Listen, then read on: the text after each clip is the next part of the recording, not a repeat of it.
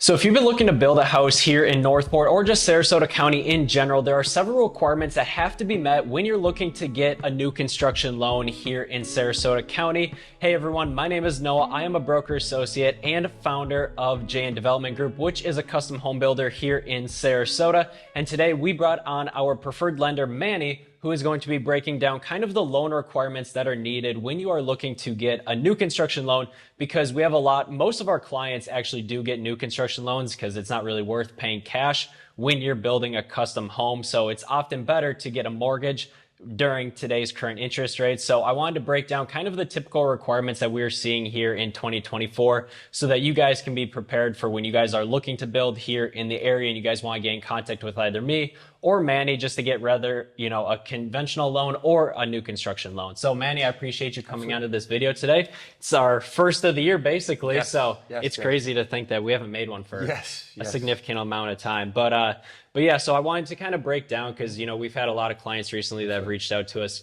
talking about the new construction process and just making sure they have like, oh, Noah, can I qualify for a new construction loan? Because some people think there's a lot more hoops to jump through when you're getting a new construction loan versus going through a conventional loan.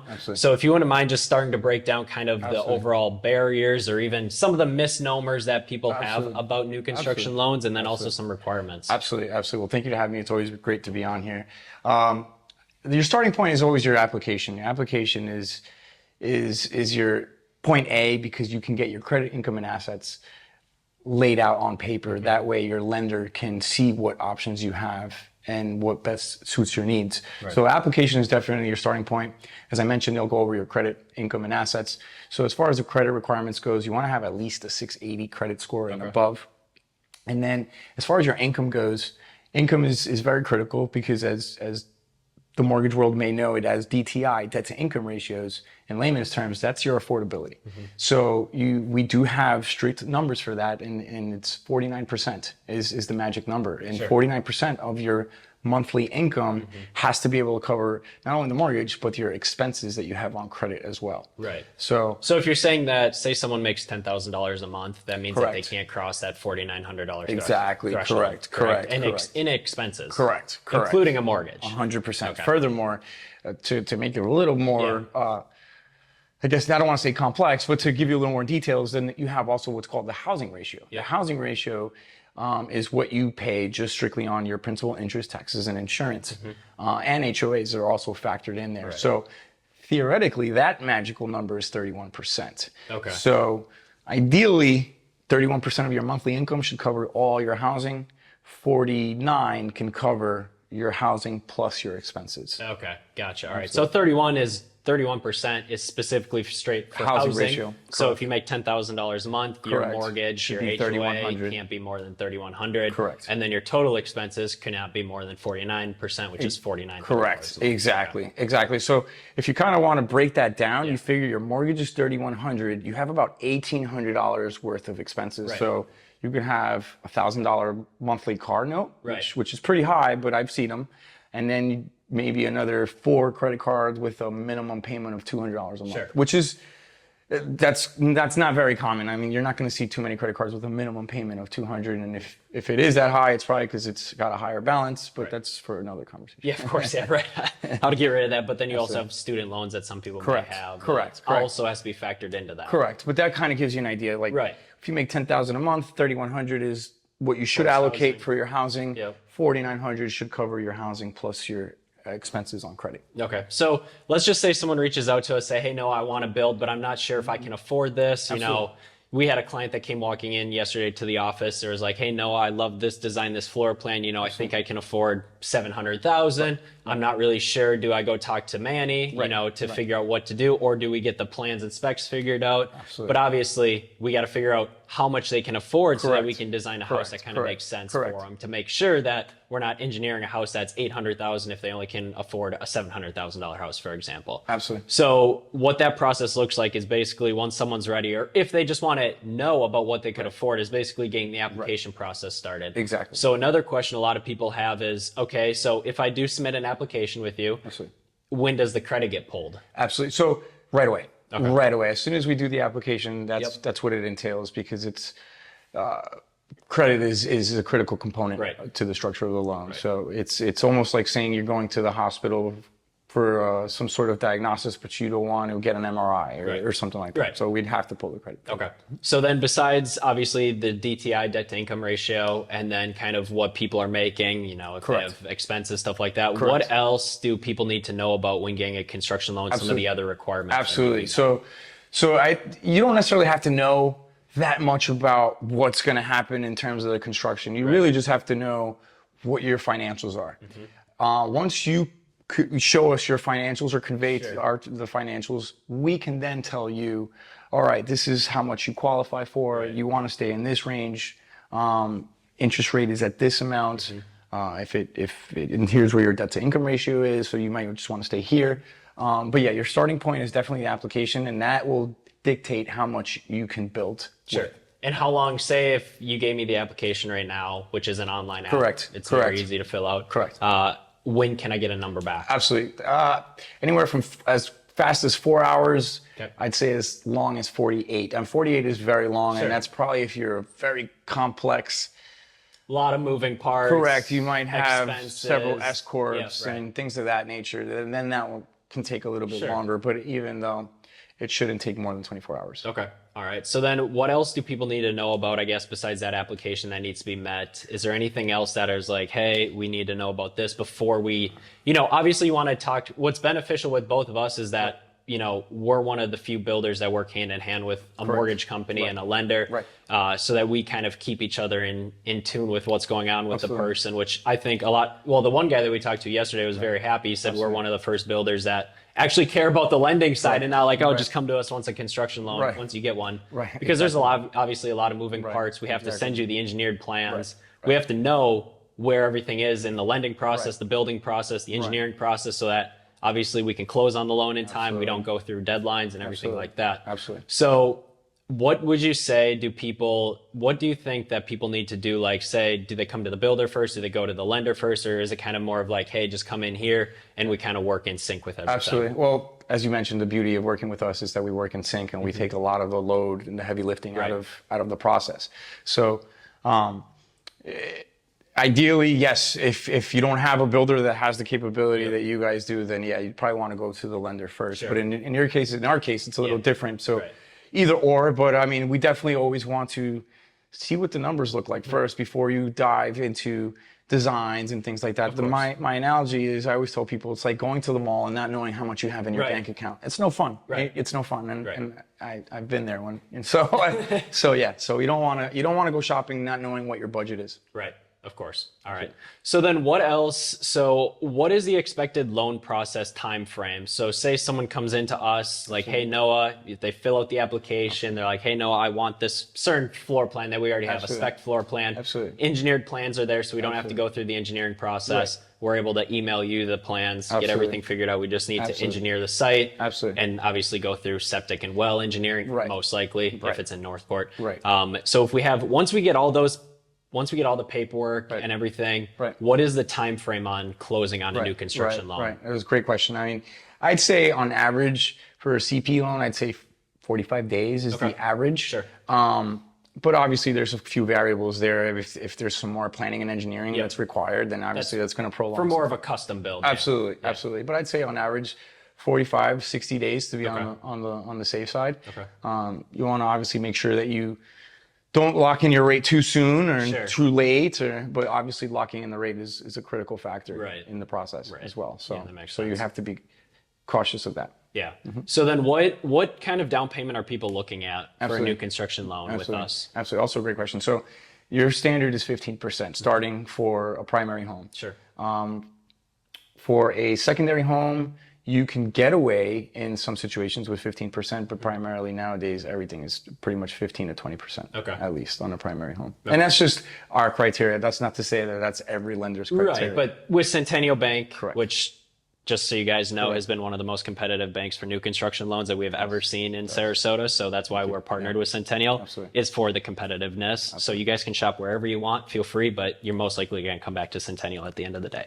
Just saying. Thank you. Small plug for Centennial, by the way, guys. Thank you. But, I appreciate that. But so 15 to 20%, you know, but Now, another question that actually came up yesterday in a client's conversation with us is, say they're like, oh, Noah, since Centennial or most construction loans are interest only. Right. And they don't want to, they were like, hey, I want to prolong the interest as much as possible so that I'm not pulling on interest. Right. And they have a sizable deposit. Correct. So like, say they're like, hey, Manny, I want to put down 40%. Right, exactly. Does that delay the amount of interest that they obviously pay? Correct, yes. Yeah, so we always disclose kind of like a worst case scenario. So what's I don't want to say necessarily ironic, but what's interesting is, I guess you should say, is that in good faith, we always disclose as if the loan has already been drawn halfway through the process. And the reason we do that is because we don't want to give you any surprises, but we also don't want to scare you and make you think that that's what you have to pay on day one. Correct. So the loan estimate is going to disclose as if the loan has already been withdrawn halfway through. Right. As if you're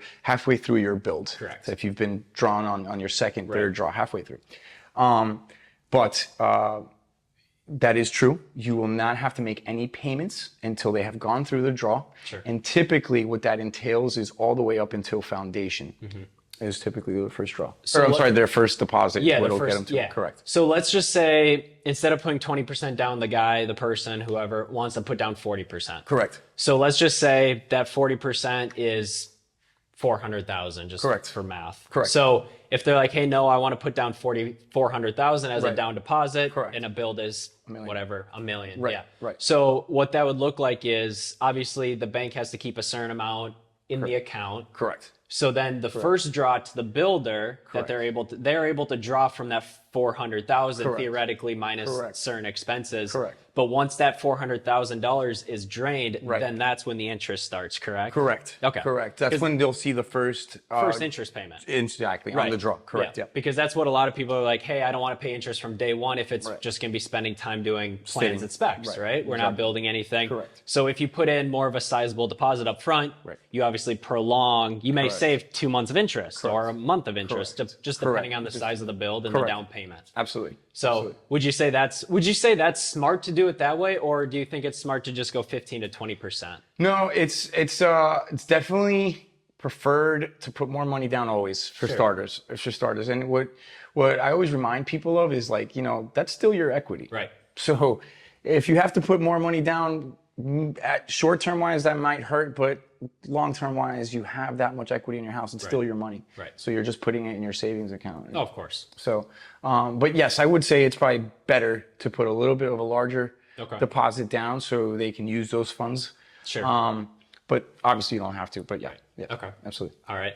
So what are some of your final takeaways, would you say, for when people are looking to get a construction loan? What are some instant heads ups that you should give some people here? Or expectations. Right, absolutely. Well, it's not as straightforward as a regular purchase. It's not that much more complex, but it is.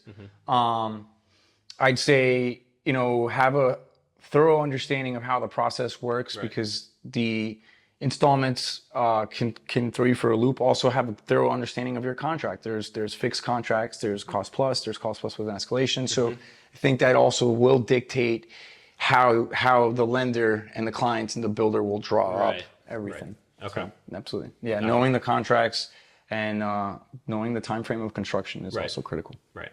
Time frame, moving forward, how fast someone wants to move forward. Correct. And it's not, you just don't want to shop around at the end of the day. If you're serious at buying or building a house, the builder and the lender are going to be as serious as the buyer themselves or the client themselves. And I mean, I have a lot of people that come, they're like, hey, no, I'm just thinking about building in 3 years from now, which it's totally fine to say, reach out. But at the end of the day, if you're looking to build today, it's going to be completely different 3 years down the road, not only on the interest rates for lending, maybe the loan terms that may happen because they're always changing. The cost of materials is always fluctuating up or down. Labor materials are fluctuating up and down. A $400,000 build today could be $600,000 3 years from the road, easily. Easy. And you just don't know. So that's why if you are looking to get into something right away, I always advise people to jump right in and get started the process right away and not delay it, because as soon as you can keep going, because we haven't seen material prices go down significantly. Labor prices aren't expected to go down with how high housing prices are. We're not, at least in Sarasota. It could be different from across the country, whatever, but right now, we've only been seeing the material prices go up and for the everything most else go part. up because Right. labor prices go up, which means our Correct. prices have to go up. Correct. Not So- much has gone down. Yeah. No, Correct. and I do like the flexibility though too of not only our specs but more of the customs because obviously it's cost plus. So Right. like, if you want to save on money a Right. little bit, we have our flat cost plus fee. Right. But you can Right. pick, you know, do you want a level 10 quartz countertop Right. versus a Right. level 5? Right. You know, Exactly. stuff like that Right. that Right. Right. really could help save a little bit of money, or cabinets, Absolutely. solid wood Absolutely. cabinets, or Absolutely. a little bit less. That's a you very know? good point. So it's all those small details because at the end of the day, the finishes are what cost the most in a house. It's not so much the shell. Exactly. I mean, the roof, impact windows, and then the finishes throughout the house. Exactly. Those are going to cost the most. Exactly. And so I think a lot of people need to keep that in mind, is that oftentimes the word custom does not mean it comes with a huge price tag. Right. Correct. It just means it's a specific floor plan for your family. Correct. The specific colors that you want and the specific materials that you want. Correct. You can build it affordable. Right. It's still going to be Correct. custom, but it's not going to be a $1 million custom house. You Correct. know, they all don't have to be $1 million custom Correct. house. It can be $400,000 custom house. Absolutely. It Absolutely. just what comes down to what you want. Absolutely. You know? Absolutely. Very valid points. I'd also say that, you know, when you're at the design center, you want to be cognizant of what Right. you're putting in there. Oh, exactly. Absolutely. And that's what I like about my GC partner, Josh, is basically he's like, he'll tell you what he thinks, Right. like whether it's good, bad, like if he thinks you're making a mistake. Right. But at the end of the day, he'll put in whatever you want. Right, right. He'll just give you his advice, which I do like, hey, you know, Noah, this countertop's Right. several $1,000s more, but there's another one over Right. here Right. that's several $1,000s less, but it Right. looks very similar. Exactly. And that's what I like about him is he does Correct. a little bit more, he's a little bit more economical when it Correct. comes to price. Correct. Because Cambria, for example, countertops, Right. they're sky high with Right. price. Right. Now there's other quartz countertops out there, Right. save a few Exactly. $1,000s here, save a few $1,000s there. It all adds up at the end of the bill. Yes. And that is one of the things I always mention to our clients, is that you guys are always shepherding them through that Right. process, so we don't have to kind of run into some of those situations where the design center got crazy and the home doesn't appraise. And Right. so, yeah. Right, Yeah. for sure. Well, I appreciate you coming on, kind of talking to us a little bit about kind of what people should expect in qualifying for a new construction loan. And there's many more of these videos to come with this nice, beautiful backdrop here. So you guys stay tuned for that. I appreciate you guys checking out this video. And if you guys want more information from Manny, I will put his contact information in the description down below. But then also, if you guys are looking to build a custom house with us and my GC partner, Josh, we're more than happy to have a conversation, whether that be over Zoom or if you guys are flying in. We'd be more than happy to schedule a time to sit down with you and chat about your specific situation. I'll leave a contact information down below, along with all of our buyers relocation guides for Sarasota, Northport, and all the other surrounding communities. And if you guys have any other specific questions, like I said, my email, you guys can reach out to me there, or I will also put my personal cell there as well. But if you guys have general questions about the area or about building, just put them in the comment section down below, and we will catch you guys all next week.